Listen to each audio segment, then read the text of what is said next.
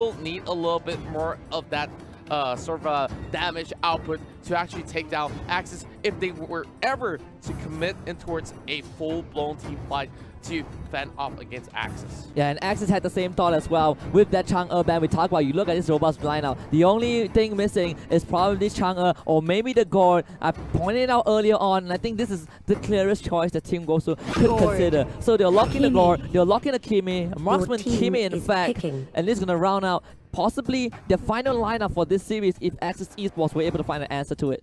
Now looking at Gosu's side, early game may not be exactly all too efficient going in for them, but of course they won't be relying on that Kimi pickup right here.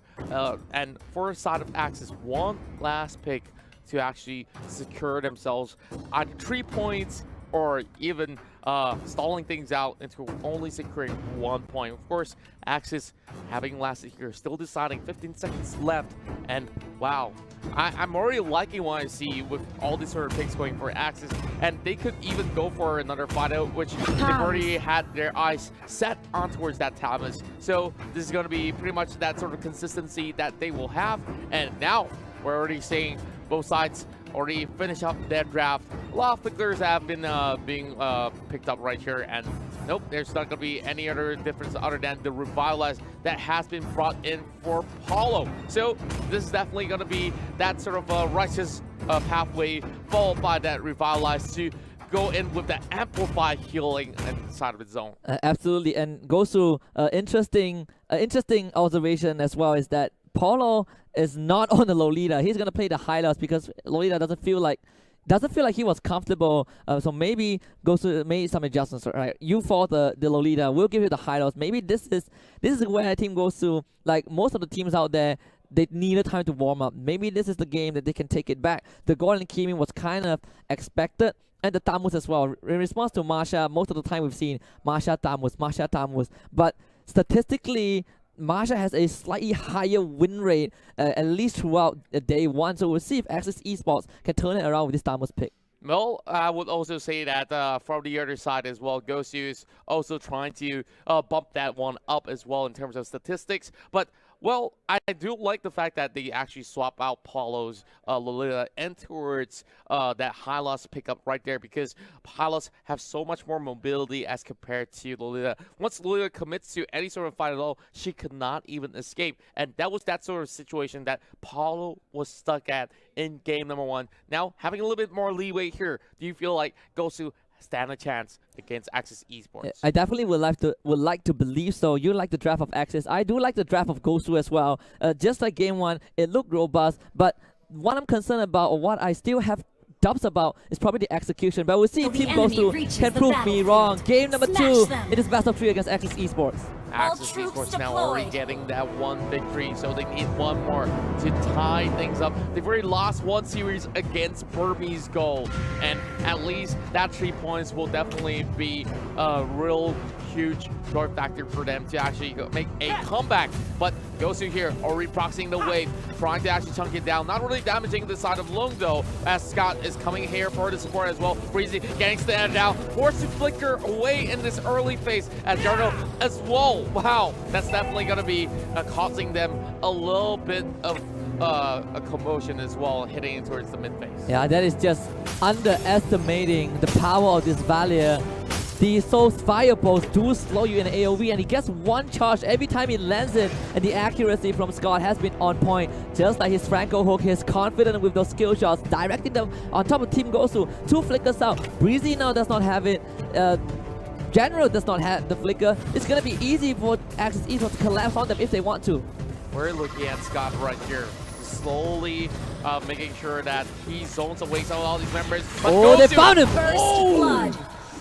My flame. I got no words for that. You overstep, and Basic is ready, but seems like Gosu will lose Kenray in the bot lane. A bit overextension. They trade 1 for 1, but if you are Team Gosu, that opening that was given over to God, perfect. That definitely was a show of excellence coming from the core.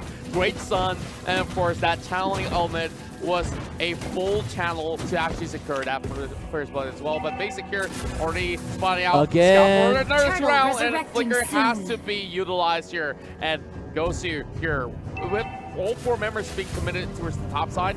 They might lose a little bit of that sort of EXP, but that doesn't matter. They've already got all that sort of pickup that they need, and they're well secured to take this first turtle down. And we talked about how Team Gosu seems to play a more conservative playstyle, and they are doing so. The ultimate was due channeling Omen by Basic, so no core ultimate to work with for this next fight if it ever happens. And Axis Esports, they're gonna rotate all 5 members into that middle lane. Last is waiting in the wings. Team Gosu now, it's their turn to go on the offense. Wow, we're seeing members of Axis Esports still on level 3, but look at Gosu though. All of them have already got their ultimates and now moving up already, and they could definitely go in for a little bit of that invade without actually risking all too much, but instead they lock their eyes on bottom side. They want to pick up Lacid, and Lacid knows that he's being surrounded, but Lacid already gets a little bit of a helping hand coming from they got the stop! Glorious Pathway is brilliant. That's come out from Rain, trying to get away, but maybe not. Lacid, they laser him down. It's going to be Polo to pick up that kill. And Gosu finally pick up that sort of slack to head in towards this second game here with stylish fashion. The North Americans here will take down yet another turret heading towards the bottom side. But look at the response hitting towards the top side though. There's still the Masha as well as Valley slowly trying to find themselves in towards the top side here. Of course, I do mistake myself. It's not really a Masha, it is the Bruno. And Axis Esports, they recognize the Team Gosu. They like to play this style. Game 1, conservative. Great game 2. They were teaming out most of the time. So one of the best ways is to split Team Gosu apart. But Team Gosu, they are not really phased right. They are willingly trading these objectives because they're getting more. Economic-wise, they're up 1.3k. And just to slightly mention, after their first 2 flicker that Team Gosu expanded, they immediately rotated Basic to punish Axis Esports over aggression. Scott was way too confident to walk forward, got picked off. Team Gosu right now, they can take this fight. And Axis Esports need to find a little bit of that sort of a mistake from the side of Gosu to punish them, but Axis here at least trying to hold themselves all together. 2k goalie not too far off, as we see Axis still trying to actually get themselves in towards that turtle pit and perhaps secure this still. Will X trying to lead the way as well, but Paulo trying to zone him up, and that will not be any chance at all. We're gonna knock up as well as the wall shot being used. And the Golden Pathway does come up, but it seems like Team Gosu already losing members. Low with the flicker! We're fine too, but they get the stun onto Kenray, has the damage, flickers in, he picks up the Bruno, and now Team Gosu, they might want to go on the retreat. Basic still chunking out those stuns in the backline, managing to fend up Axis Esports for now. Axis Esports, they got the kill advantage, but Team Gosu got the second turtle. And wow, Axis Esports, they may not get all too much of that sort of a turtle trade-off there, but look at the team fight. It was executed perfectly in a sense. Look at the position he's at. He picks off Breezy and immediately flickers for the next kill. Though he is getting chunked out by Kenray, there was enough backup time from Axis to still do a little bit more of that trade, but that's pretty much well and fine. And Axis Esports found that momentum, and they are currently tying things up against Gosu, only having very slight margin of lead. Yeah, and if you're Team Gosu right now, one of the best ways to punish Axis Esports is that aggression. We've seen time and time again. Last did the same mistake in Series 1. Just now he was long on the Bruno, but the Wild Trap will come in. Polo not going down just yet. The damage is there. The Numinum Blast actually stuns. They found a target. They can switch their attention onto Scott, and Scott is out. The stun will stop Rain in his tracks. The Guardian Barrier not able to block out Polo, but Breezy definitely another stun from Basic, keeping Rain in place. But Long will find one, as well as the crowd. 2 kills over to Axis Esports.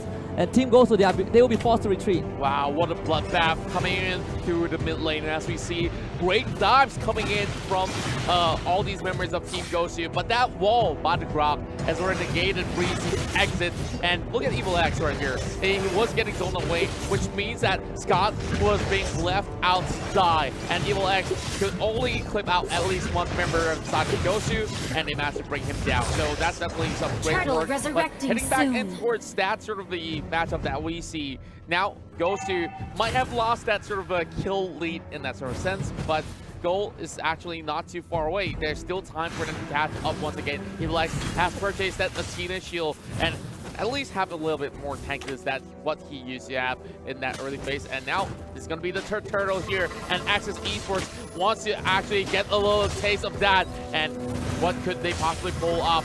Turtle already dropping low, and they're committed to this fight. Lone coming in from the back, trying to go for the flank, and he will find one immediately. He does flicker, misses that. General will survive, and here comes the glorious pathway from Paulo, the maximum bronze onto Long, and Long has to now back up because of basic. Evo still chasing with that power of nature, not able to find any kill. Actually, a clean disengage from Team Gosu though. They do walk away with the turtle, I believe. Axis Esports will try to push out the tower, but again, another great start on the Scott.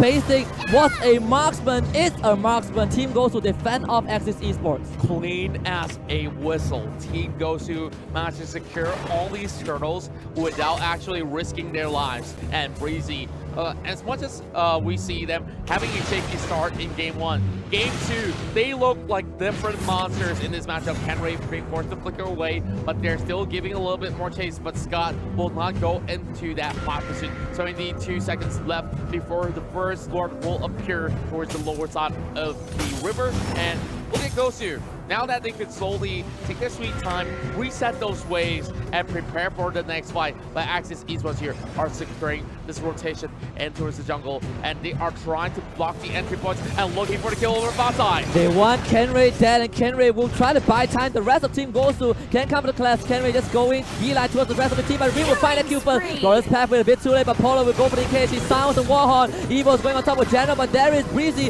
in the back line. The front line is actually split for Team Gosu, and this is perfect for Team Axis. They want to collect back in. The Omen, the Channeling Omen is there for basic, but the damage was not enough. And now the Guardian's Barrier will find the goal. Evil X will make sure Team Gosu goes down, and Axis Esports find 3.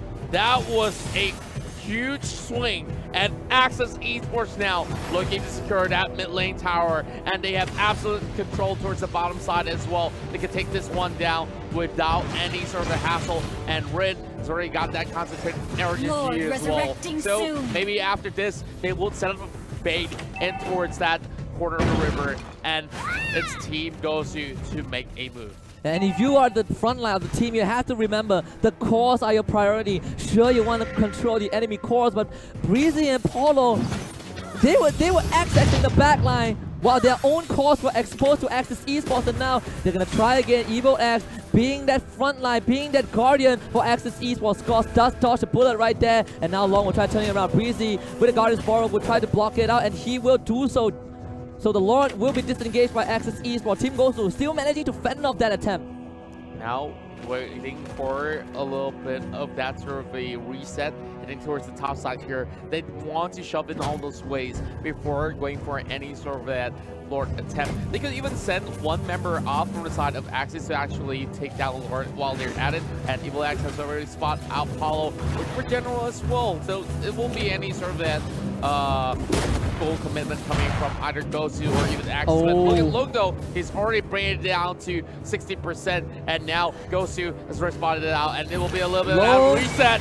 Glorious pathway does keep Paulo alive for now, but it seems like Rin could jump in, not gonna find the kill, and eventually does actually Breezy. Now not even then, doing the blast only onto the valley. The flicker from him was perfect, and the rest of Axis Esports goes for the collab. 1, 2, 3, 4 team goes to 4 side dominoes, and Axis Esports, they might not need the Lord for this one, as Team Malaysia now will look for the inhibitor and possibly the victory as to take down that high ground tower, the inhibitor, as the Kenray desperately coming back, but the Malaysian Tigers will rejoice. They lock in the first 3 points of Group B.